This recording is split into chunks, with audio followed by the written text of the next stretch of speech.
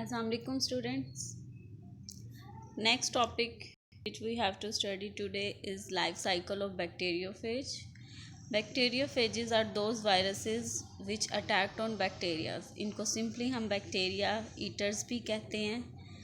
Basically जो है ये बैक्टीरियोफेजेस यानी ये वायरसेस जो हैं बेसिकली एस्टरेशिया कोलाई बैक्टीरिया का नेम है, जिसे हम शॉर्टली ई कोलाई भी बोलते हैं. ये इसका साइंटिफिक नेम है, आप देख सकते हो. Escherichia genus name and coli species name.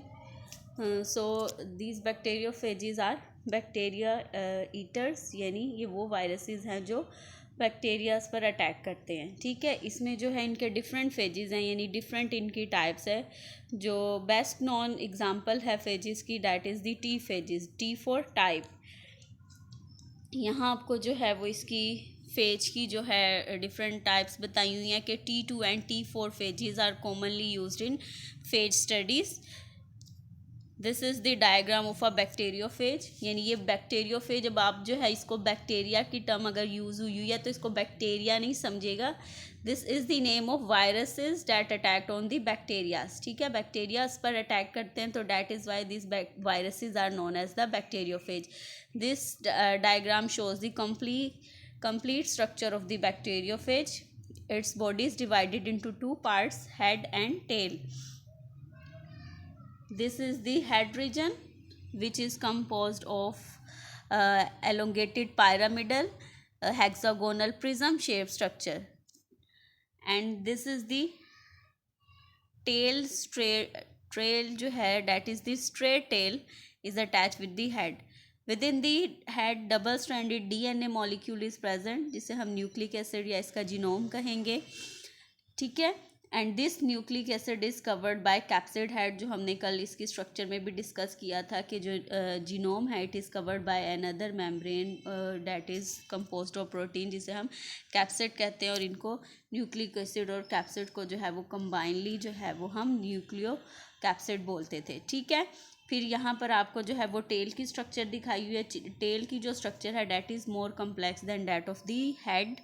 Tell जो है it is composed of two types of protein. Inner tube is known as the core which is enclose by another type of protein. ठीक है, inner जो protein है इसकी one side पर there is a collar and other side is the end plate, या जिसे हम base plate भी कहते हैं. इस बेस प्लेट के साथ जो है 6 टेल फाइबर्स, ये जो आपको नज़र आ रहे हैं 6 tail fibres are attach. These tail fibres are for the attachment.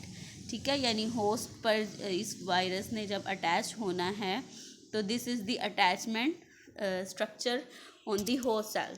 So hopefully you understand the structure of bacteriophage.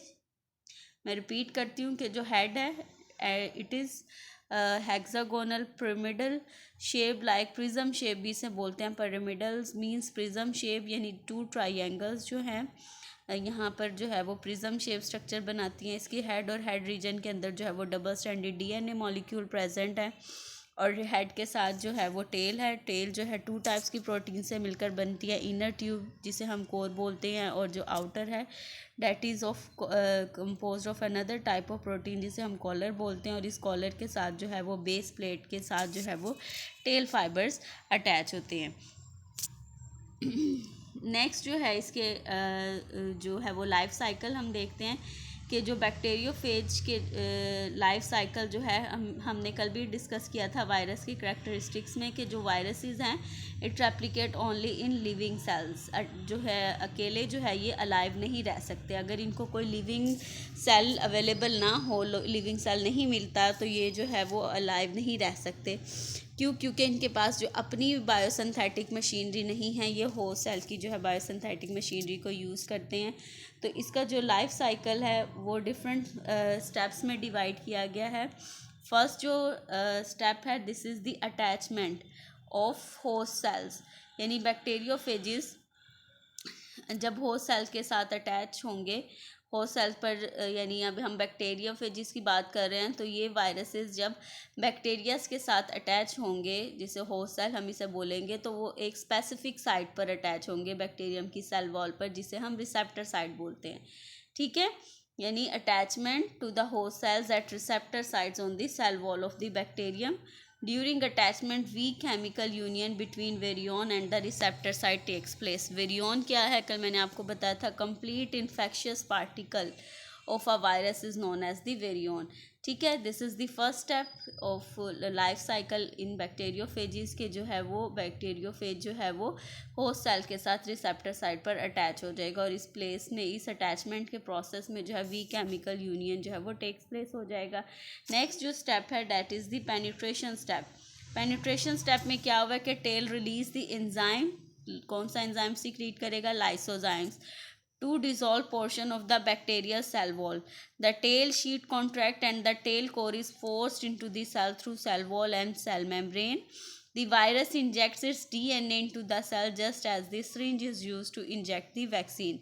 समझ आइए इस बात की कि पेनिट्रेशन कैसे होगी कि टेल जो है वो लाइसोजाइम सिक्रीट करेगा। लाइसोजाइम जो है वो क्या करेगा, बैक्टीरियल सेल वॉल को डिज़ोल्व करके एक होल क्रिएट कर देगा। अब इस होल के थ्रू जो बैक्टीरियोफेज है, जो वायरस है, वो अपना डीएनए जो है वो उस बैक्टीरियल सेल के अंदर इंजेक्ट करेगा, बिल्कुल इसी तरह जैसे जो वैक्सीन है वो हम सिरिंज के थ्रू इंजेक्ट करते हैं बॉडी के अंदर। ठीक है, जो प्रोटीन कोट है of phage head and tail this remain outside the cell, यानी वायरस का जो है वो जस्ट डीएनए जो है वो अंदर जाएगा। यहाँ इस डायग्राम में जो है वो आपको इसका कंप्लीट प्रोसेस दिखाया हुआ है कि जो बैक्टीरियोफेज है वो एक सरफेस के ऊपर आकर अटैच हुए हैं। ठीक है, अटैचमेंट हुई है यहाँ पर इनकी। अटैचमेंट के बाद जो है वो टेल फाइबर्स जो है वो टेल जो फाइबर्स हैं अटैचमेंट के बाद नेक्स्ट जो है वो आपको दिखाया हुआ है कि टेल फाइबर्स जो है वो कॉन्ट्रैक्ट किए हैं। वी केमिकल यूनियन जो है वो होस्ट सेल में और वायरस के जो सरफेस है उसमें हुआ है। Tail sheet contract and tail core is forced into the cell through cell wall and cell membrane.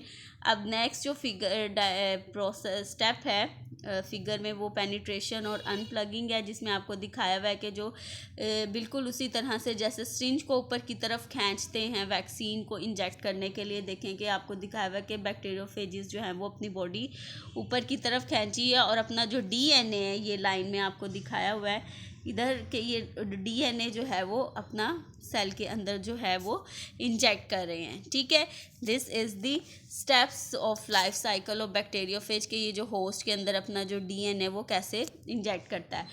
अब डीएनए होस्ट के अंदर इंजेक्ट करने के बाद ये क्या करता है, दो टाइप्स के जो है वो इस साइकिल्स की जो टाइप्स हैं, दो तरह के जो है ये पाथवे ले सकता है। एक को हम बोलते हैं लिटिक साइकिल या वर्डलैंड फेज, दूसरा जो है वो है लाइसोजेनिक या लाइसोजेनिक साइकिल हम इसे बोलते हैं। ठीक है, लिटिक या वर्डलैंड फेज में क्या होता है कि immediately after entering the host cell viral nucleic acid takes the control of the host biosynthetic machinery and induce the host cell to synthesize necessary viral component and start multiplying। यानी अब host cell के अंदर inject होने के बाद, अपना DNA inject करने के बाद, ये जो वायरल न्यूक्लिक एसिड है, वायरस का जो डीएनए है, वो क्या करेगा, बैक्टीरिया की बायोसिंथेटिक मशीनरी, यानी जो डीएनए से आरएनए और आरएनए से प्रोटीन बनाने वाला इनका जो बैक्टीरियल का जो प्रोसेस है वो उसके ऊपर कंट्रोल अपना कर लेगा। ठीक है, और अब उसकी बैक्टीरिया की बायोसिंथेटिक मशीनरी को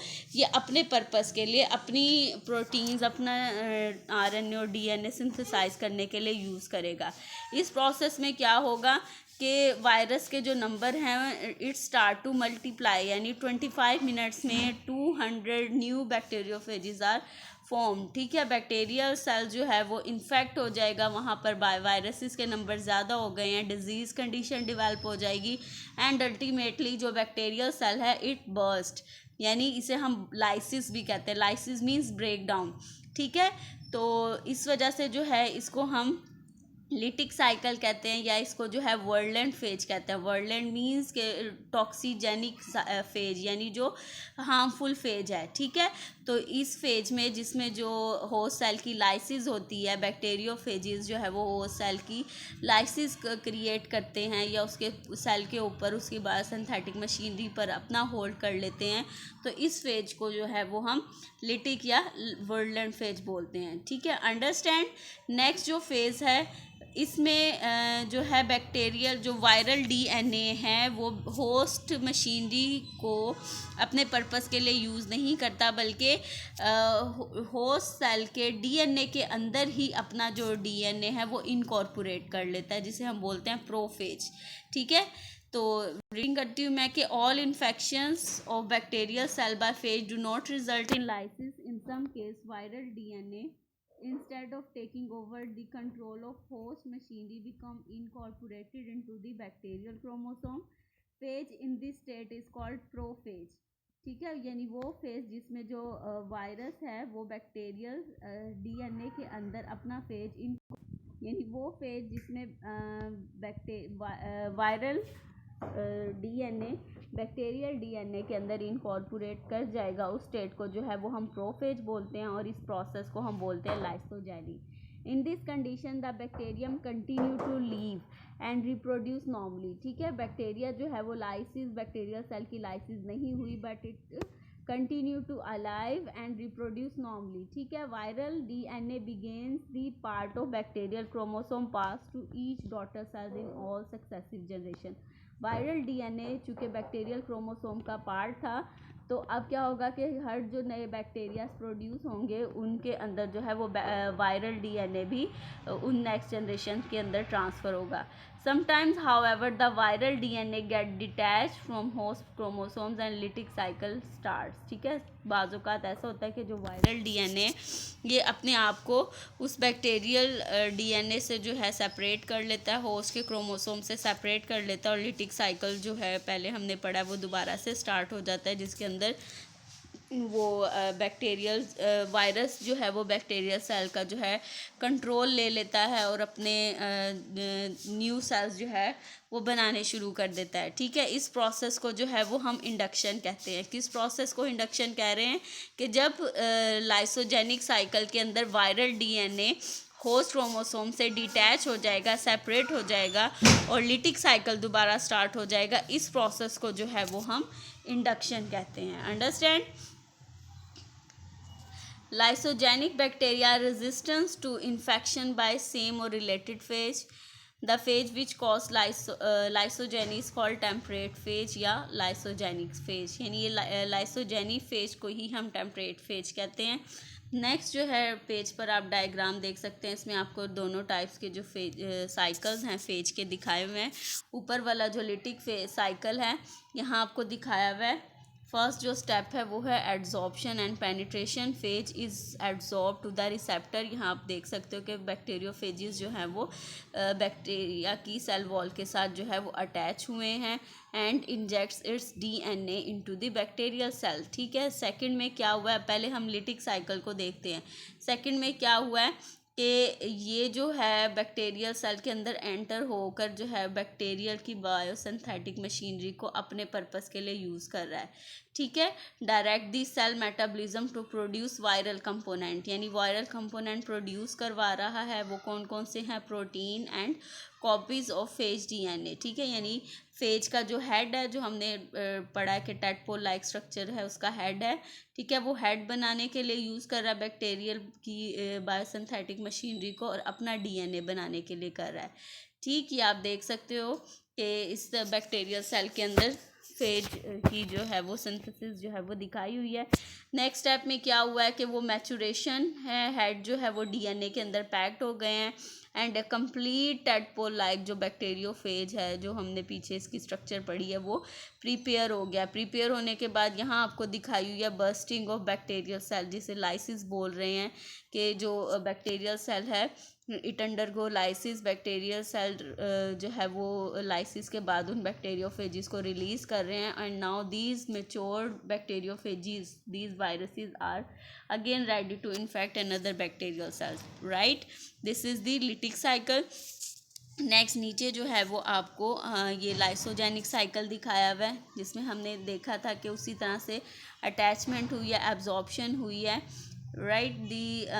यहाँ पर क्या हुआ है कि जो ये बैक्टीरियोफेजिस थे, इन्होंने अपना डीएनए बैक्टीरियल सेल में इनकॉर्पोरेट करने के बाद ये प्रोफेज की फॉर्म में जो है वो वायरस का जो डीएनए है वो बैक्टीरिया के डीएनए के अंदर इनकॉर्पोरेट हो गया है, उसके साथ मिल गया है। ठीक है, उसमें लिटिक साइकिल में क्या हुआ था कि उस डीएनए वायरल डीएनए ने बैक्टीरिया के डीएनए को डिग्रेड कर दिया था। ठीक है, और अपने डीएनए सिंथेसाइज कर दिया था। तो लेकिन लाइसोजेनिक में क्या हुआ है कि उसने वायरल बैक्टीरियल डीएनए को डिग्रेड नहीं किया, बल्कि उस बैक्टीरियल डीएनए के साथ इनकॉर्पोरेट हो गया in the form of prophase.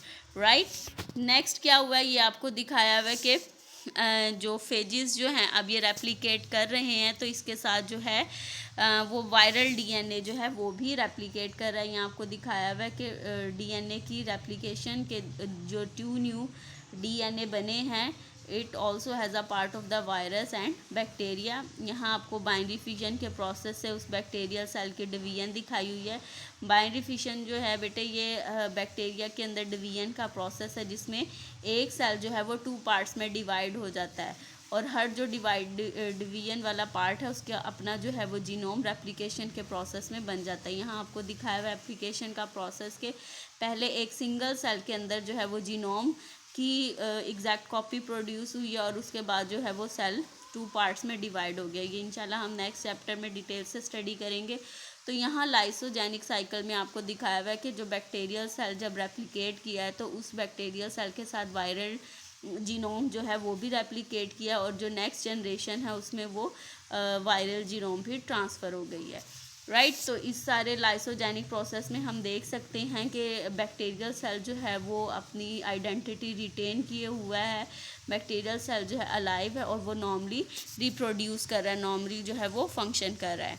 Next जो है टॉपिक है वो है क्लासिफिकेशन ऑफ वायरसेस। वायरसेस को इनकी मॉर्फोलॉजी यानी इनकी स्ट्रक्चर की बेसिस पर, या न्यूक्लिक एसिड की टाइप यानी डीएनए या आरएनए की बेस पर जो है वो डिफरेंट टाइप्स में जो है वो क्लासीफाई किया है।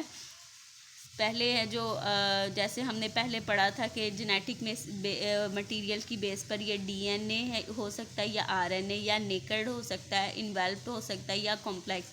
नेकेड क्या था कि जिसके ऊपर कैप्सिड के ऊपर जो एडिशनल कवरिंग ना हो तो उसको हम नेकेड बोलते हैं, जिसके ऊपर एडिशनल कवरिंग होगी तो उसको हम इन्वेल्प्ड बोल देंगे। ये मैंने आपको लास्ट लेक्चर में बता दिया था, फिर मैंने आपको इनकी डायग्राम्स भी बताई थी।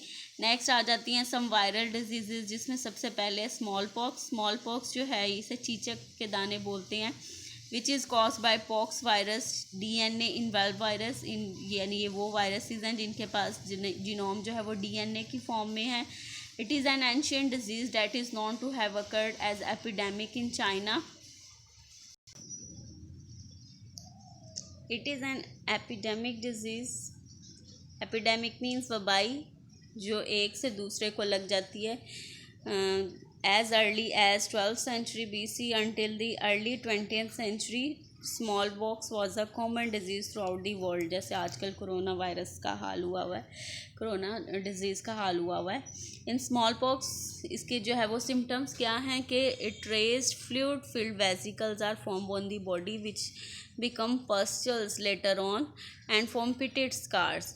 ठीक है, पस्टल्स मीन्स के ज़ख़म बन जाते हैं, फिंसियों की तरह की पहले डेवलप होती हैं, और उसके बाद जो है वो पिटेड स्कार्स यानी फटे हुए ज़ख़म जो हैं पॉक्स की फॉर्म में जो है वो चेंज हो जाते हैं। By 1950s immunisation and other control measures had largely decrease the danger, but it is still present in the third world countries where many people are affected. In 1980s, it was declared by World Health Organization that smallpox has been eradicated from the world. Second disease है herpes simplex. herpes virus जो है this is DNA virus.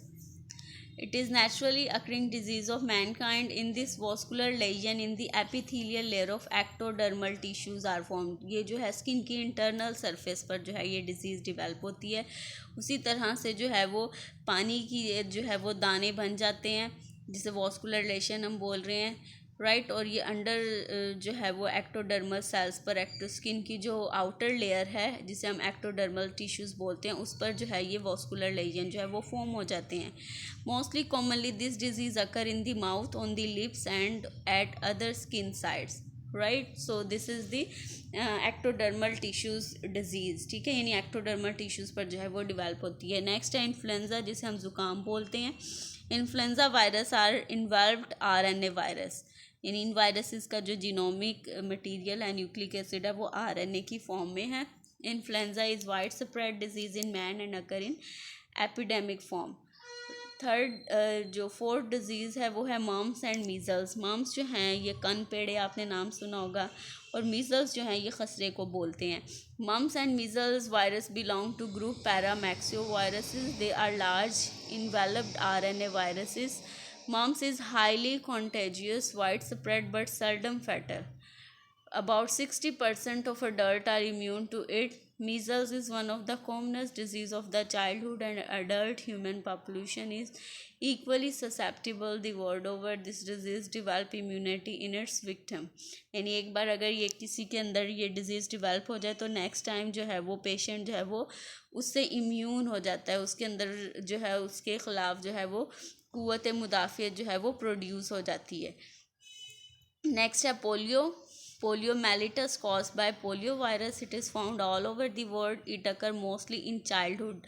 The age at which primary infections occur varies with social and economic factors. The polio viruses are the smallest known viruses and contain RNA in spherical capsids. सबसे जो छोटा smaller, हमने इसकी structure में भी पढ़ा था कि स्मॉलेस्ट जो वायरस है that is of the polio virus, जो पोलियोमेलिटस फैमिली से बिलोंग करता है, और इसका जो जीनोमिक मटेरियल है वो RNA की फॉर्म में है. सम कॉमन ह्यूमन, यहाँ जो है वो आपको डायग्राम में डिफरेंट इसकी डिजीज़ दिखाई हुई हैं. So this is enough for today. Next इंशाल्लाह जो है वो हम एड्स का टॉपिक और हेपेटाइटिस का टॉपिक जो है वो स्टडी करेंगे. होपफुली आपको जो है वो आज का लेक्चर समझ आ गया. आज के लेक्चर से रिलेटेड कोई क्वेश्चंस हैं या कुछ आप पूछना चाहते हैं तो वो ग्रुप में जो है वो आप मुझसे पूछ सकते हैं.